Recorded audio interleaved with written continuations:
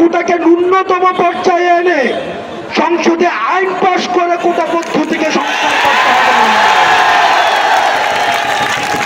পুনরাবৃত্তি করছি, সকল গ্রেডে অযৌক্তিক ও বৈষম্যমূলক কোটা বাতিল করে পুনরাবৃত্তি করছি সকল গ্রেড, শুধু প্রথম এবং দ্বিতীয় শ্রেণীরা, সকল গ্রেডে যত ধরনের অযৌক্তিক ও বৈষম্যমূলক নাতিপুতি সহজে এই কোটাগুলিকে আমরা সেগুলিকে অযৌক্তিক কোটা বলে মনে করছি।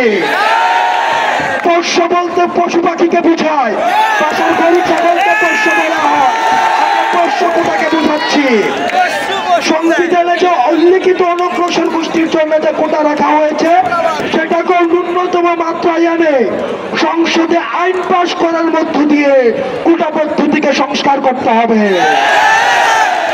সংগ্রামী ছাত্র বন্ধুরা, আমরা বলতে চাই, কোটা কিংবা এক্সট্রা প্রিভিলেজের যে কথাটি বলা হচ্ছে সংবিধানে, এটি বাধ্যতামূলক কোনো কিছু নয়।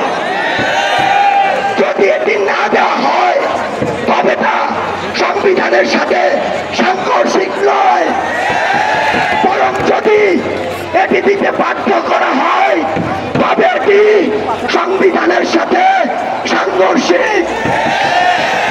আজকে আমাদের বাংলাদেশের অন্যতম একটি উদাহরণ হতে পারে আমাদের জাতীয় সংসদ, যেখানে মোট 350 আসনের মধ্যে 50টি রয়েছে সংরক্ষিত আসন।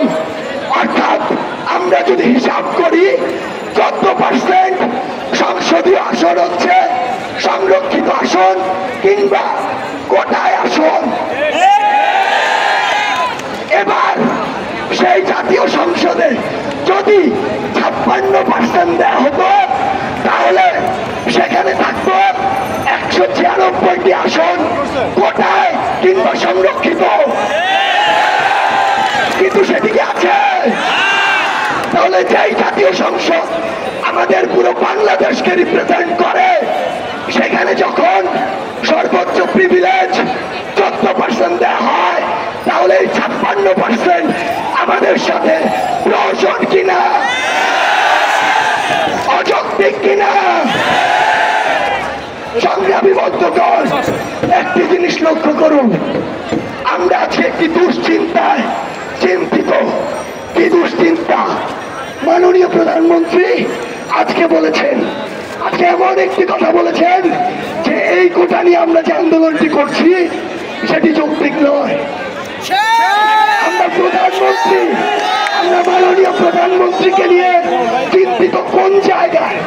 জায়গাটি হচ্ছে 1975 সালের পূর্বে বন্ধুর ছদ্মবেশে, কাঠের মানুষের ছদ্মবেশে বঙ্গবন্ধুর পাশে কিন্তু মোশতাকরা ছিল।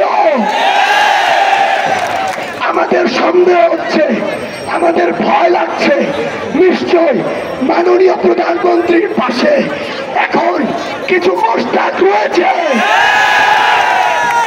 যেই মোশতাকরা স্টুডেন্ট পালস, পুরো বাংলাদেশের জনগণের চাওয়া, আমাদের প্রাণের দাবি, এই সত্য কথাগুলো তার পর্যন্ত পৌঁছে দিচ্ছে না।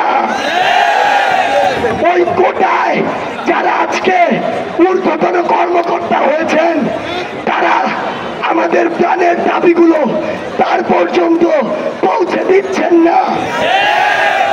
আমরা আজ শাহবাগের মঞ্চ থেকে বলতে চাই, মাননীয় প্রধানমন্ত্রী, এখনো পুরো বাংলাদেশের ছাত্র সমাজ আপনার দিকে চেয়ে আছে। আমরা এখনো আপনার প্রতি আস্থা রাখি। আমরা চাই, আমরা অনুরোধ করি, পুরো বাংলাদেশের ছাত্র সমাজের দিকে তাকিয়ে আপনি এই কোটা সংবিধান অনুসারে যৌক্তিক একটি সংস্কার করুন, শুধুমাত্র অনগ্রসর জাতিগোষ্ঠীর জন্য।